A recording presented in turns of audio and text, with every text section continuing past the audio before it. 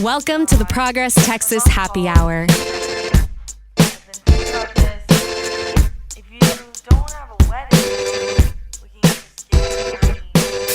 Welcome back to the Progress Texas Happy Hour. I'm Advocacy and Development Coordinator Tatum Owens. In early January, state officials at the Texas Secretary of State's office handed over yours and every other registered voter's private information, birth dates, last four digits of your social security numbers, and more, and gave them to the Department of Justice. This is not an isolated attempt involving at least 23 other states, and lawsuits and concerns have been raised in the meantime. This story has been flying a bit under the radar with some reporting by the Texas Tribune, but we've got voter roll and voting rights experts joining us here today to break down how your private data could be used to take away your vote and what's really going on behind this turnover of information. Joining us first is Matt Cohen, a reporter with Democracy Docket, who's delivered excellent coverage on this story following the DOJ's campaign to pull voter data from every state. Also joining us for a Texas and legal perspective is Ashley Harris, a staff attorney with ACLU Texas. Thanks, y'all, for both being here, and welcome. Thanks for having me. Thanks so much. Glad to have you both. First, Matt, let's begin with you, painting a broad picture of what the national landscape looks like right now regarding voter roll data being exposed and subsequent lawsuits across dozens of U.S. states. And for our audience members who are unaware, would you start off by telling us what a voter roll is, what it contains? Yeah, so a voter roll is kind of what it sounds like. It is basically a document that contains the information of every registered voter in a state. It includes, their name, address, all the identifying information needed for anyone registered to vote, including like private or sensitive data like social security number or driver's license number, basically general things that you need when you're registering to vote and going to vote. The DOJ, starting about around May, started asking states for access to their voter rolls in order to ensure that they're complying with federal voting laws like the National Voter Registration Act and the Help America Votes Act. And that's not terribly unusual. Those laws state that states have a duty to maintain clean voter rolls to make sure that everyone that's on them are actually eligible to vote. But where things kind of start getting unusual and controversial is the data that they're asking for, which is that private data that I was just mentioning, essentially social security numbers, driver's license numbers, all the data used to essentially steal someone's identity. And that is really, really unprecedented for the DOJ or the federal government in general to be asking for. And could you provide some of that broader landscape we're talking about nationally? How many states? Where have you been able to report on this breakdown of data? They're asking every state for this data. They started doing it kind of slowly. It's beginning in, May, June with just a handful of states. Eventually it came out that they were going to be asking every state about this. They basically did it in a few phases where they sent letters asking these states to hand over this data, saying that they need this to make sure they're complying with federal voter laws. A bunch of states basically said, no, you don't have a right to this information. It's kind of not legal for you to ask for this. It's not legal for you to demand this, and we're not going to give it to you. And then the DOJ, to a lot of those states, said, if you don't give this to us, we're going to sue you to get that. And that's where we're at now, where they have sued, I believe now 23 states and the District of Columbia to gain access to their voter roll information. And in these lawsuits, they're claiming that they have a right to this information under not just the NVRA and the HAVA, but the Civil Rights Act of 1960. And they're sort of citing these really obscure statutes to make their claim that they're owed this data. And now, not every state has refused to give over the data. Texas is one of a handful, maybe I think about 8 states that have voluntarily given over this data. And it's essentially Also not clear that them giving this data, they may have broken the law doing that. That might be a violation of the MVRA. 23 other states and Washington, D.C. have refused to turn over information on the grounds that sharing such private data is not only illegal, but that it undermines election oversight authority at the state level. They're now being sued by the DOJ for refusing to comply with this mandate, which was handed down by President Trump himself. But not Texas, though. Higher ups here don't care too much about your privacy, it seems, as it appears, and we'll get into that. So next, Ashley, would you describe the most recent incident here in Texas and who's involved? Major players, and are they breaking the law in doing this? Sure, great questions. So one thing to understand is that this is pretty par for the course with Texas of trying to engage with various techniques to do so-called voter purges and look for folks that are allegedly non-citizens on voter rolls. But Texas always inevitably ends up incorrectly flagging folks who are actually citizens. And so this goes back to 2019, where the Secretary of State itself tried to compare the voter roll to DPS data, which ended up flagging mostly naturalized citizens on a list of 95,000 registered voters that then had to be retracted. And since 2021, the Secretary of State's office has engaged with supposedly improved methodology for flagging people through DPS records, where they should only flag folks who have engaged with DPS after registering to vote, to try to remove a lot of those folks who were naturalized after they last registered through DPS. However, now the Secretary of State's office is essentially once again using flawed data, which they know from these past experiences is likely to flag naturalized voters. And actually, even before providing this list directly to the Department of Justice, in October of 2025, the Secretary of State announced that they had completed an analysis where they ran the voter rolls through the SAVE database, which is previously an immigration-based database that was not meant to be or could be used this way and is managed by Department of Homeland Security, but has now been updated so that states can run voter rolls through it.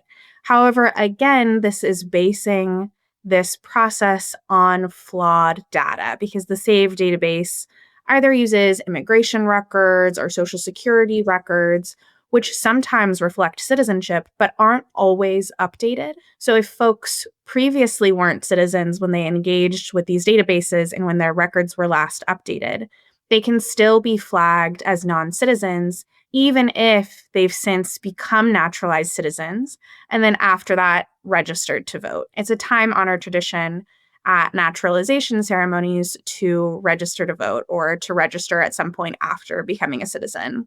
And we see that that's something people are really excited about. The League of Women Voters has long participated in registering people at ceremonies. But now it's these very folks who are most likely to be flagged in this process.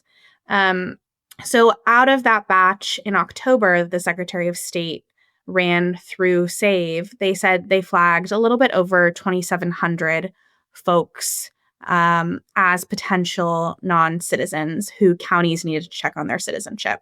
Our understanding is that the Secretary of State didn't compare this to DPS data as they do in other processes to see if folks have provided proof of citizenship to DPS.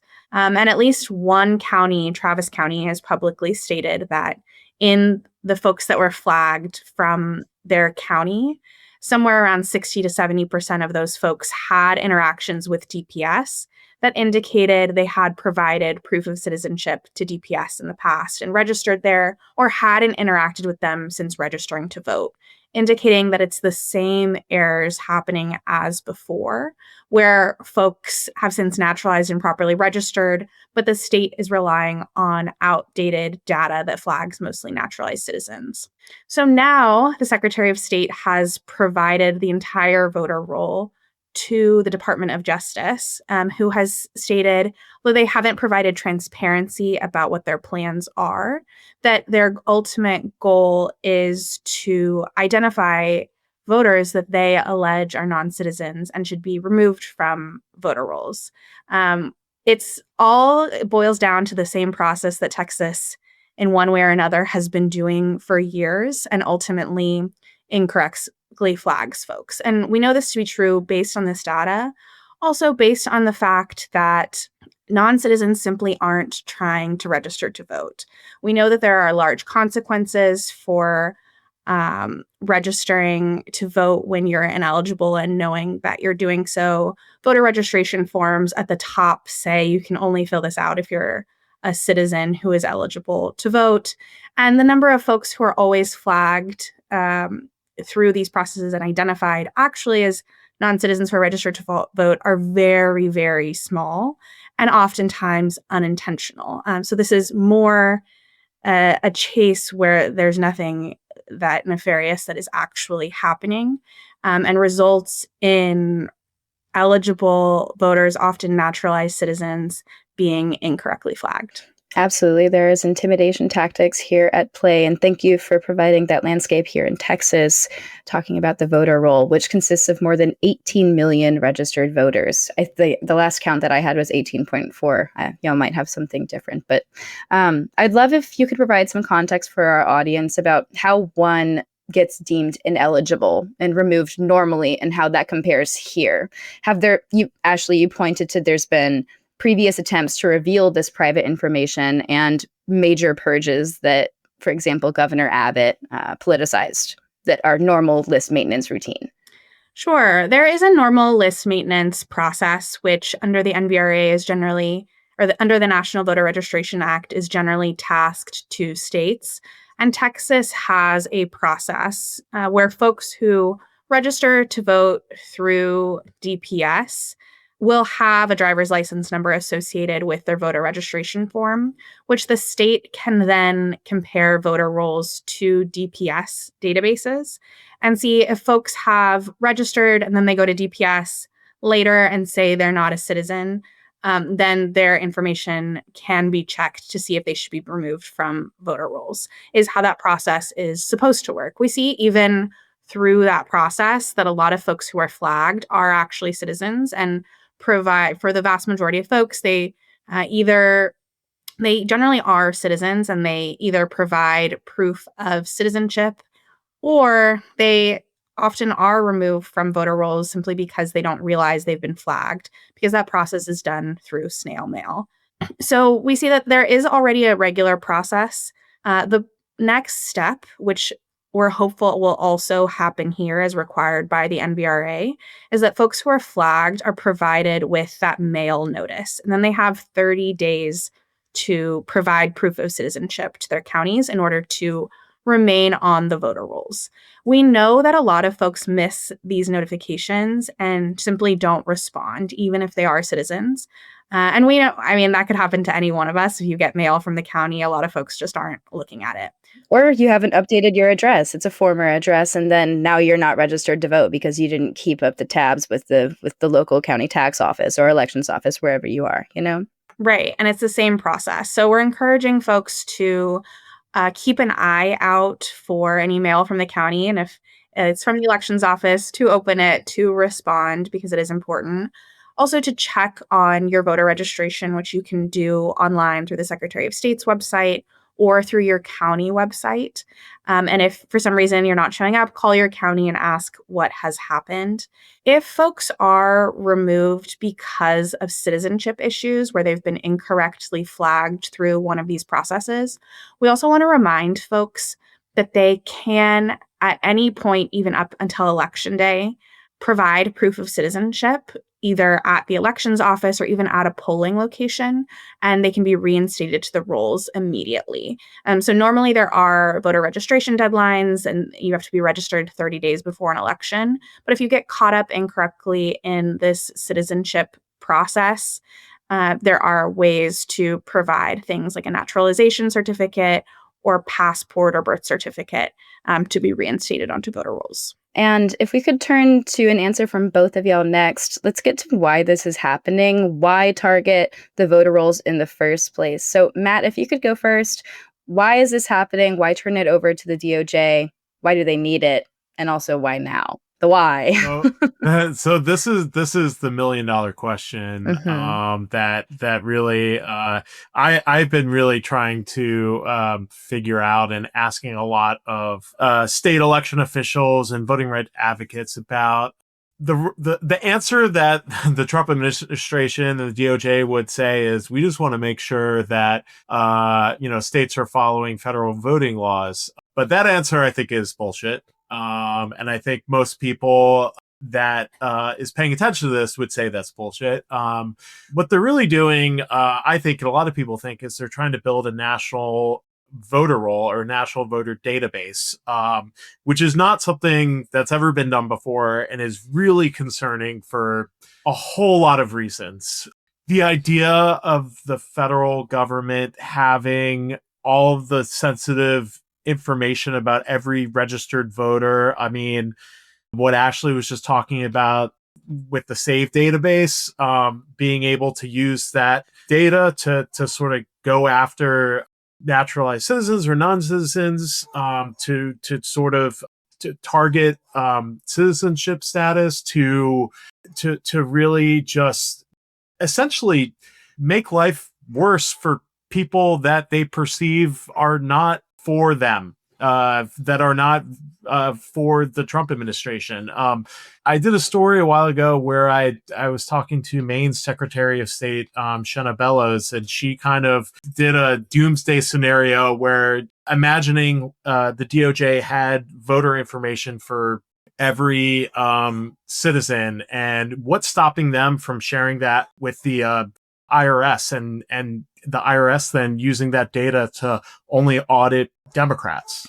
That is something that may sound like an alarmist or a doomer thing, but look what's happening the rest of the country. I don't think it's totally out of question that it's something that they could certainly do with that information. Yeah, I agree with all of that. And I think that's really highlighted by just the total disregard here for the facts that are known, which is that this is a violation of people's privacy in a way that is not permitted or conceptualized by federal law, and that it is based on databases that are known to be flawed and processes that have been done before, and sometimes on a state level with different databases, but are flawed in the same way.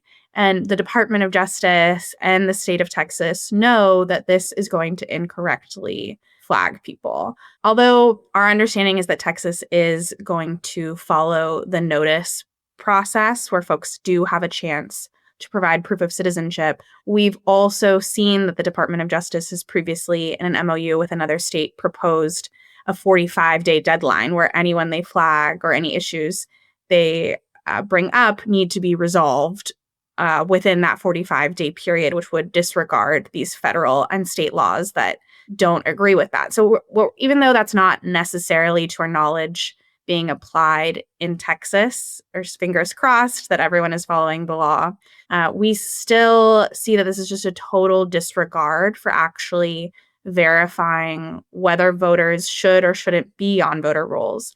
And it's more about creating headlines and a narrative that folks need to be removed from voter rolls for whatever reason that fit the political narrative. But the reality is that voter rolls are generally clean. It is, a complicated process in a big state that requires continuous voter list maintenance, which states should be doing accurately.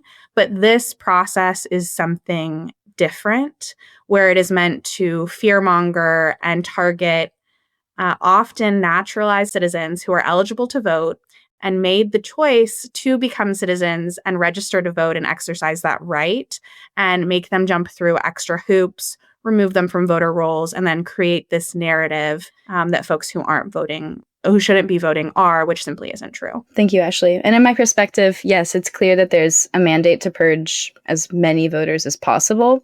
Another part of this hypothetical why is that we're coming up on the midterms this year with the belief that pushing this mandate to as many states as possible could deliver a win at the polls for whoever is pushing it. So as we finish out, let's review what's at stake here, as concerns have spanned from legal retaliation to, as Matt shared, the threat of using this data to create a national database to potentially be used against you. So far, the Democratic National Committee and other critics have raised significant concerns regarding voter privacy and the likelihood that eligible voters, possibly you or me, could end up purged, calling this DOJ effort a federal power grab. If so, Secretary of State Jane Nelson just gave the president your direct line. There are major implications here, but if y'all could provide some grounding here of what we could expect. And I'll just share one last thing in that other legal experts have pointed out that federal law prohibits systemic voter removals within 90 days of an election, like Ashley has pointed out. We want to finish out by talking about what people have to worry about on a personal level for their communities and how people might take action. We want to, again, generally encourage folks to be checking their registration for this and a variety of issues. There are just a lot of logistical hurdles, legal hurdles, political hurdles that are in place to make it harder to vote in Texas. So the best thing people can do is check their registration if they're already registered, register to vote at least 30 days before any election, which with all of the elections coming up this year, that means today, essentially. And also to work with doing the same in their community, registering other voters, encouraging folks to check their registration. And for any issues that come up, registration or otherwise related to elections, we encourage people to call 1-866-OUR-VOTE and to have that on hand for any issues that come up. Thank you, Ashley. And as a reminder, I'll jet in that the March primary elections are around the corner. Major deadlines are the last day to register to vote, Monday, February 2nd, 2026. And the first day of early voting starts on Tuesday, February 17th. And the actual March primary will occur on Tuesday, March 3rd. Matt, if you wanted to share what folks can do to take action on this matter and stay informed. Sure. Well, I think the biggest thing to keep in mind that folks can do for now is don't panic. It's important to know that the DOJ is doing this and they're suing states to get this information. And they have, not just me, but a lot of voting rights experts and legal experts would probably agree with me that they have a pretty big legal long shot to basically win their case that states need to fork over this data. I've been tracking their lawsuits pretty closely, and apart from a lot of the sloppiness of them, you could kind of tell if you've been reading these cases just how much they're kind of grasping at straws to claim that they're owed this data. In the earlier lawsuits, they really relied heavily on the National Voter Registration Act and the Help America Vote Act, saying that there are statutes in these laws that say that, they have a legal right to the information they're asking for. They've since sort of abandoned those arguments and now are claiming a sort of obscure statute in the Civil Rights Act of 1960. So, they're really just grasping at legal straws. And I think their ultimate goal is that, they're trying to at least get this to go up to the Supreme Court in hopes that, SCOTUS will agree with them. But there have been some significant court victories in California and Oregon in both of those lawsuits to get the voter roll information that didn't pan out for DOJ. And the really important takeaway is that there's a reason why the DOJ under any other administration hasn't ever really tried this before. And that's because it's not really a good case to be made that they are owed this information that they're seeking. So I think everything that Ashley said, for people to check their voter registration, make sure that they're registered, and to ensure that their registration is up to date is absolutely very sound advice. But on top of that, I would say, people shouldn't start panicking yet that the DOJ is going to get all their private voter data, because they haven't yet. And I don't think they have a very good legal case to get that. Well, we're lucky to have folks from the ACLU and Democracy Docket on the case. So thank you, Matt Cohen with Democracy Docket and Ashley Harris with ACLU Texas for joining us.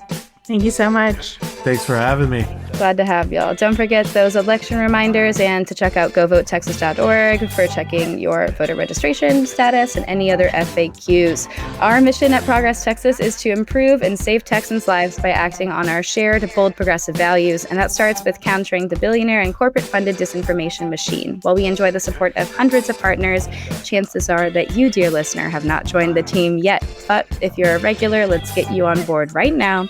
And big thanks to our monthly supporters, John Cotter, Ginny Laughlin, and Elizabeth Causey. We appreciate all of you very much. Join the team now at progresstexas.org. Progress Texas is an independent rapid response media organization. While campaigns come and go, we're the permanent home for progressive media and action in the Lone Star State. I'm Tatum Owens, and thanks for listening. Catch you next time.